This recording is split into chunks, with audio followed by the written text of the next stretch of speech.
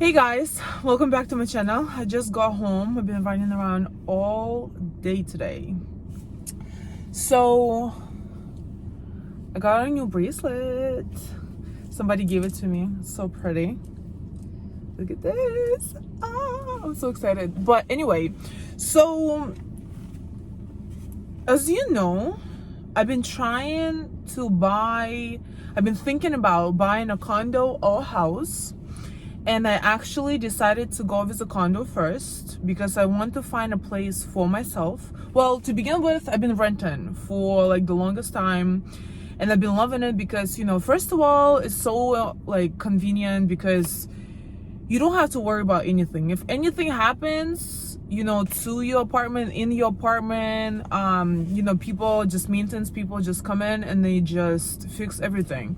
And they love that because it's like, I don't know like good plumbers, good electricians, good anybody. So it was like very convenient. And plus, you just had to, like if you don't like the place or you don't like anything, you just like get up and move or like go to another like apartment complex.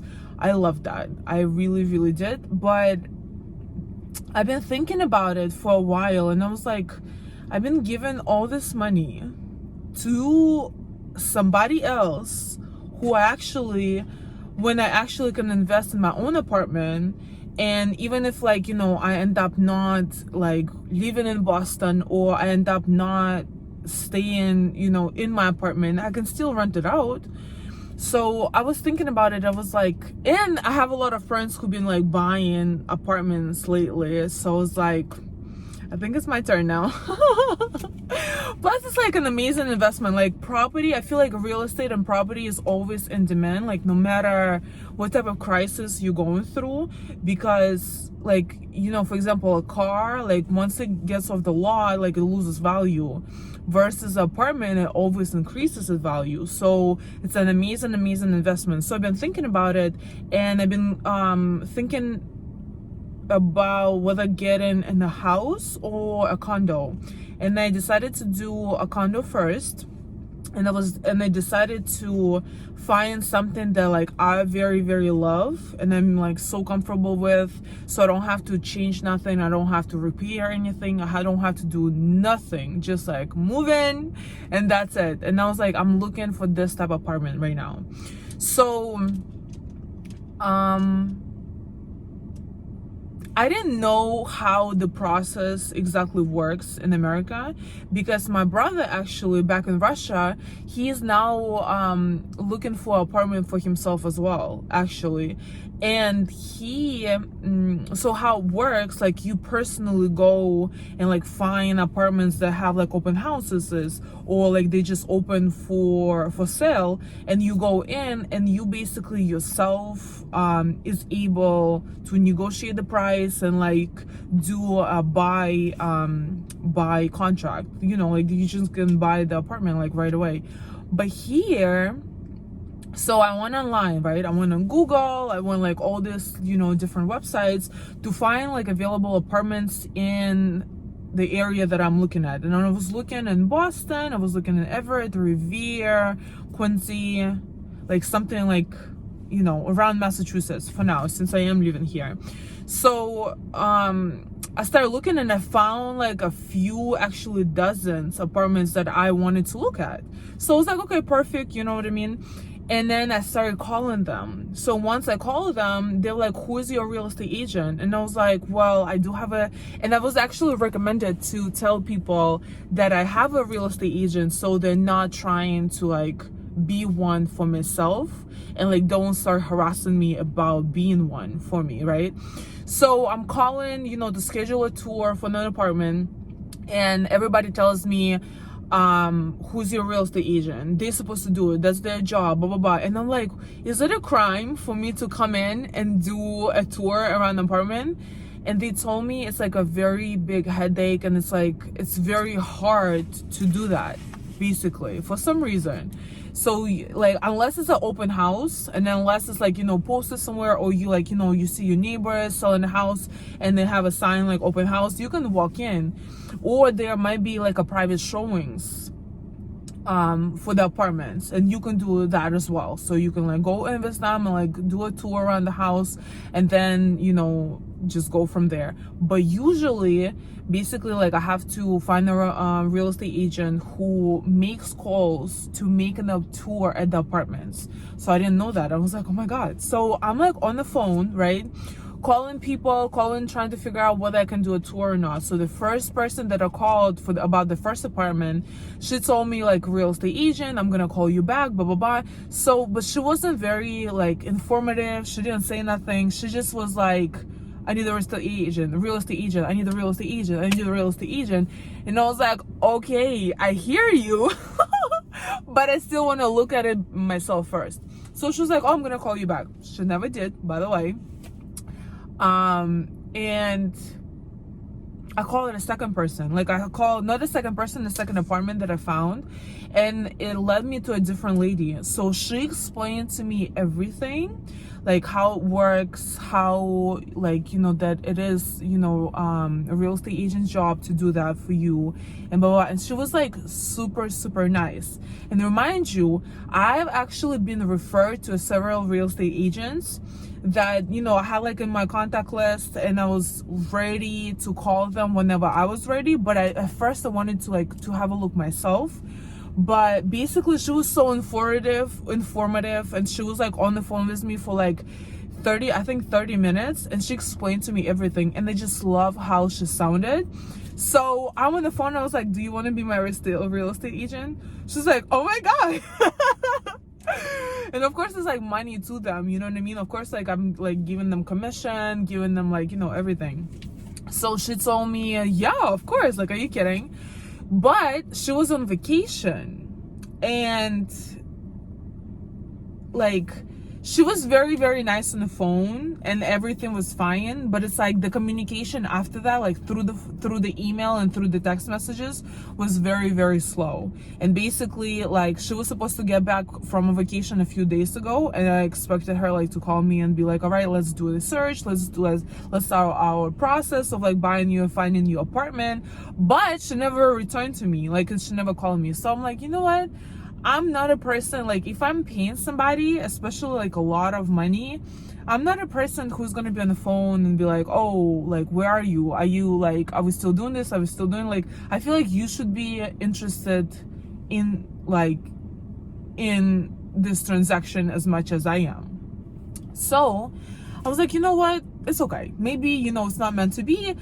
And then I called this guy actually that I was referred to by my friends who already like been in the real estate for a while, and he had like amazing reviews.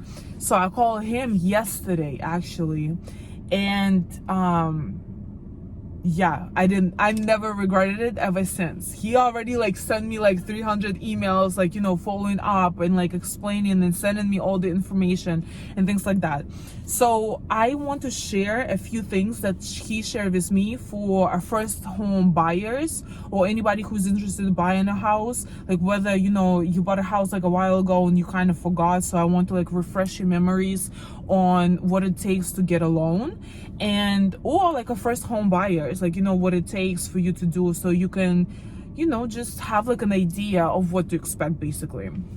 So I call him, and the first conversation that was brought up, whether I'm doing all cash in, like if I'm buying a house like right away, or I'm doing a loan. And I've been recommended to get a loan and like invest in the different properties.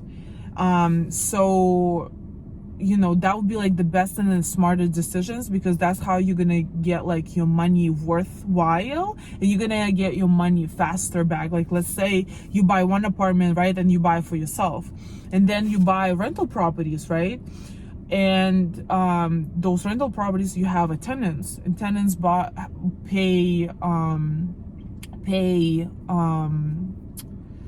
rent to you, right? So, and then you have to make sure that the rent is like higher than the mortgage, obviously, so it's like it makes sense to rent it out. So that was like my first step, right? So I'm like, all right, so I need to get a loan. And I never like paid attention to like credit as much, like till maybe like a couple of years ago I started building it. And he he started asking me, he was like, listen, so there are a few things that you need to like pay attention to, and there are a few things like in order for you to get approved for a loan. So, and I actually wrote them down. So the first one, you need last 2 years of income taxes, and that includes W-2s. So I do have, you know, of course, like I've been filing taxes and everything like that. So in order for you to be approved for a loan, like this is the type of documents that mortgage loaner is going to need. So the first one is last 2 years of income taxes, and you also need to bring like last 2 years of worth of W-2s. So they're going to ask for it. Then they're asking for last 2 months of bank statements. So I want like to have like some specifics in this one. So people have to make sure, like not the people, the bank has to make sure. And first and second, shop around. Do not just go to one bank and think that's the only rate you will ever get. Like no. Like all my friends and all my family who ever bought anything, like any type of real estate or anything, they always like shop around, because first, if a bank knows that you only go to them and you just like, you know, you just work with them, so they like sometimes, not always, but sometimes they'll give you like the highest interest rate, and like they don't give you much like leeway, because they know that's like you are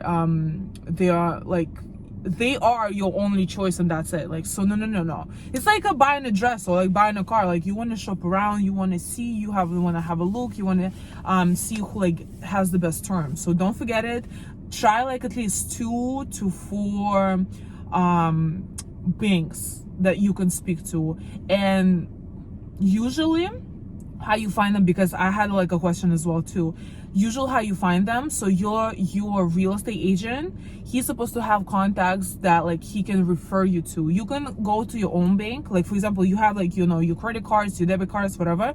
So you go to your bank and you can ask them, you can ask for advice. Because a couple of years ago I went to my bank and I asked them, like, you know, what it takes to get pre-approved for like for a loan. And you know, you can do that. And at the same time, you can ask your real estate agent, because you know, if they've been in business for a while, like my real estate, like the current one, the guy that I told you about, he been in the real estate business for over 20 years. So he has already contacts, like he already knows what real loan brokerages or like loan you know, bank people that you can go to and like speak to. Okay, so do ask them. Like once you get a real estate agent, they're supposed to know, they're supposed to have a contacts, you know, about those people. So last 2 months of bank statements, the reason why they need that, they just want to make sure that you have enough money to provide for the mortgage payment, of course. So let's say, because I came across, you know, like I have a lot of people who have gifts, not even like this, but like literally gifts from like their family, from their husbands, from their boyfriends, whoever. They give them money to buy the house, or even give them the money to for the down payment, right?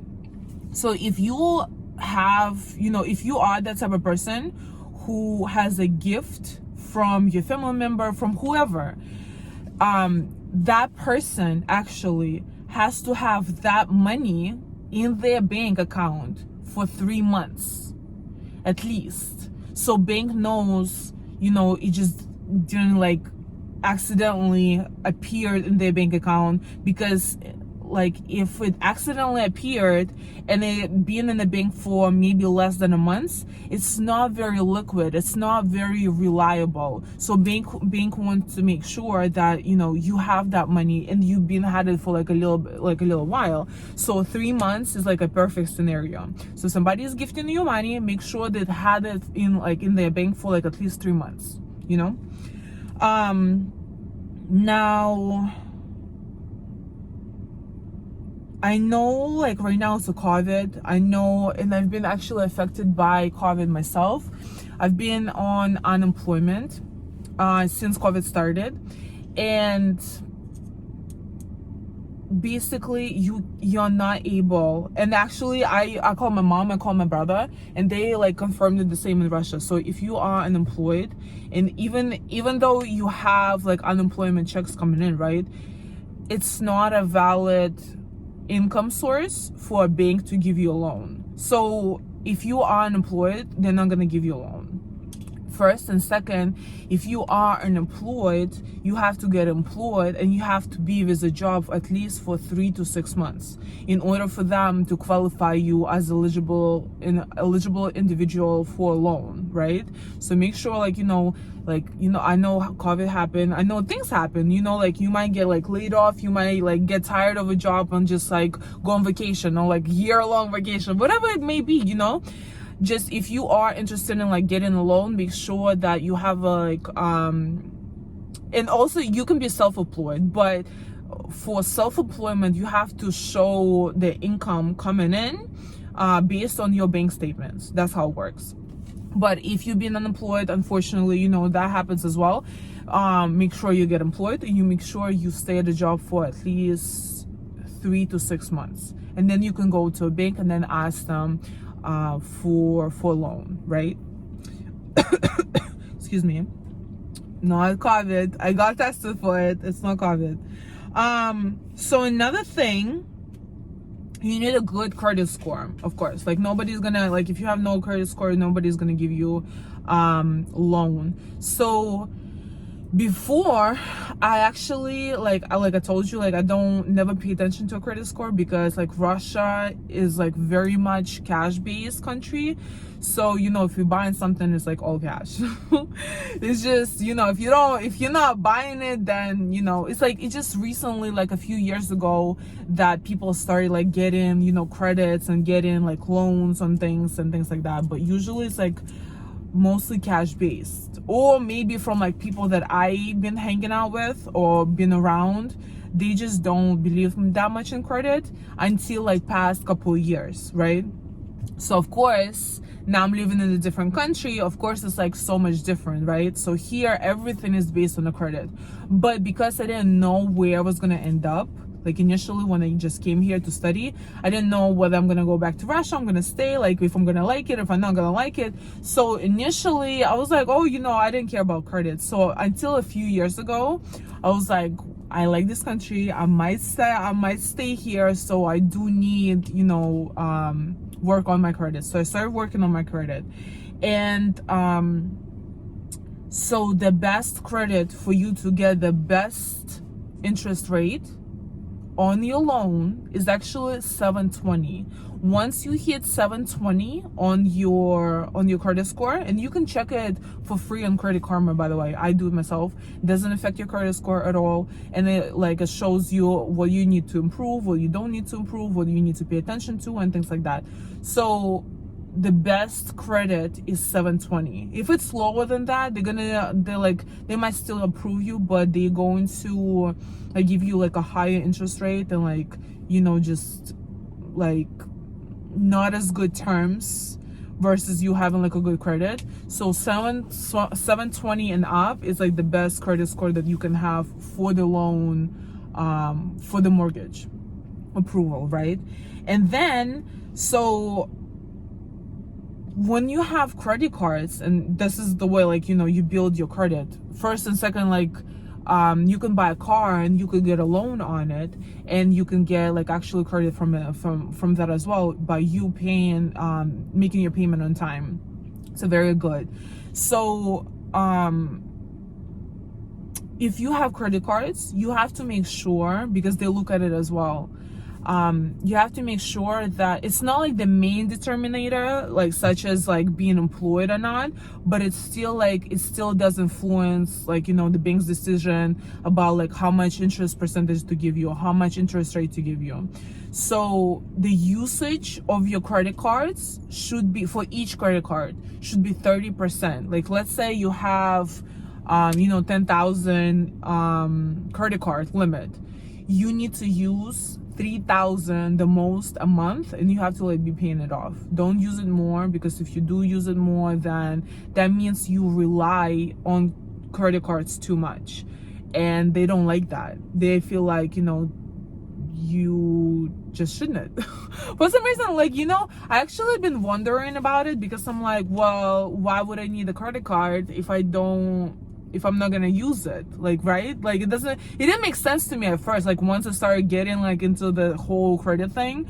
But I was like, those are the rules. And like, obviously, like, the longer you have your credit card open is better. And by the way, so I actually, like I mentioned before, like a couple of years ago, I went to my primary bank, the one that I have my credit cards and my debit cards with, and to ask questions about like pre-approval for the mortgage. And they actually told me that you have to have on hand 3 credit cards minimum, and you have to have it like for a while, and they need to be active, you know what I mean? Like, that's like the best scenario.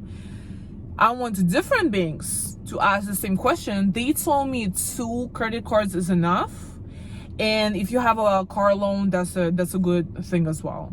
So don't, like, how, like, you see how like different terms, like different banks have different terms. Like, again, do not forget to shop around. Do not forget to like not bargain, but like basically like see what's best for you, right? Like, don't just stop on one thing and like think that's the only thing that you need to be stuck with. No, shop around. It's in your best interest. Anyway. So yeah, so those were the things I actually wrote down here, and I wanted to read it to you guys to inform you. But yeah, those are the things that you need to pay attention to, and just want to go with and pay attention in your mind once you are applying for the bank. And by the way, you don't have to, like, I always had that image that you have to like go inside the bank and like you have to like be dressed up, like, all this. That's a tie sign. Okay, no man. Bad joke. But I always had like this idea that I have to like get very, very dressed up and then go to the bank and just like shake from being so nervous and speak to like a loan or mortgage representative. No, you actually can do it online. Yes, you can do it online, you can do it over the phone.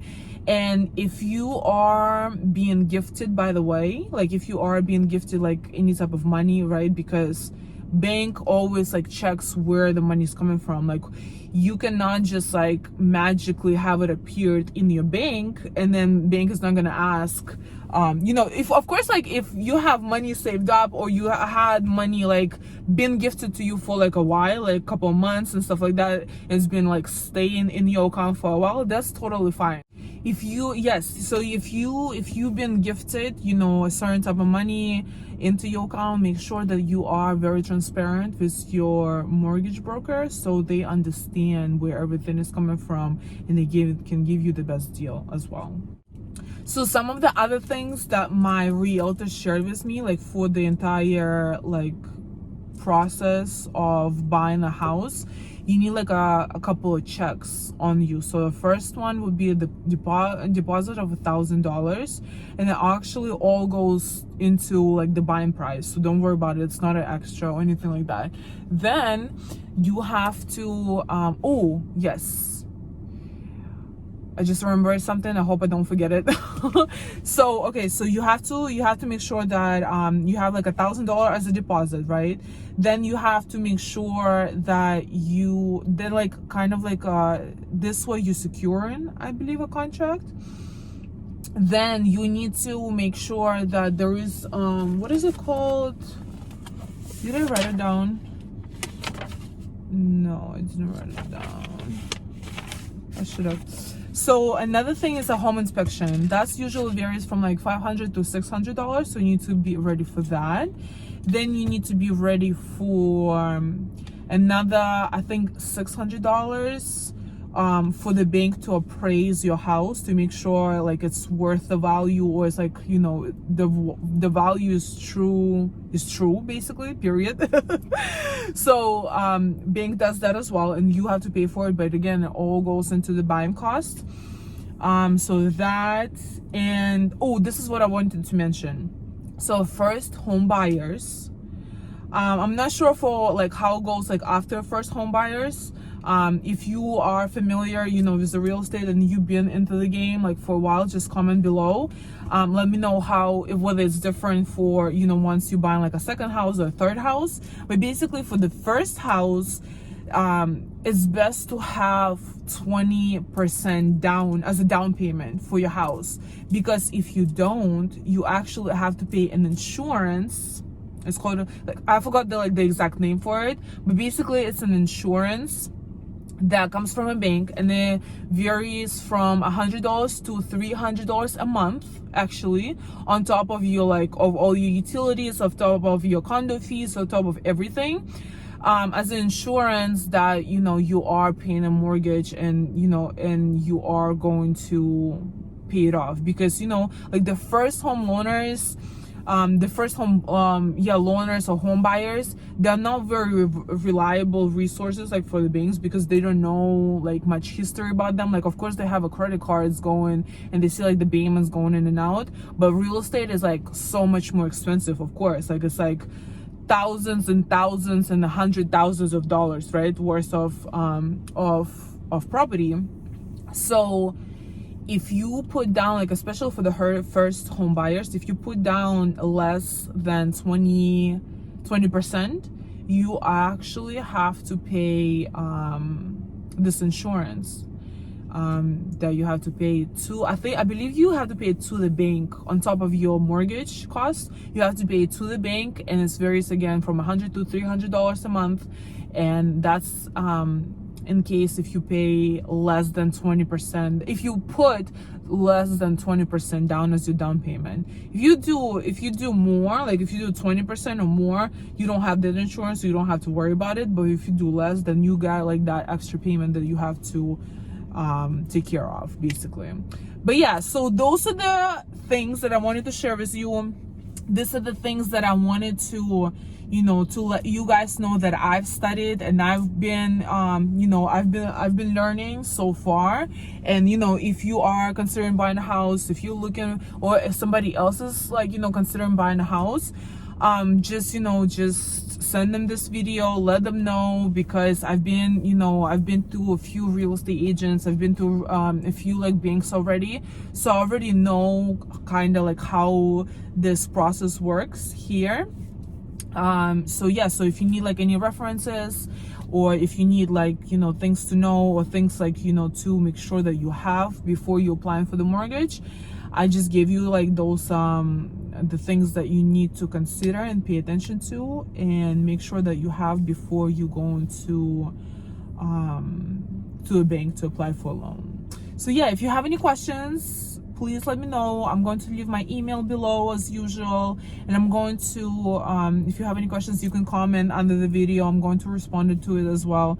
And please don't forget to subscribe, like, and share this video. And thank you so much for watching. Bye.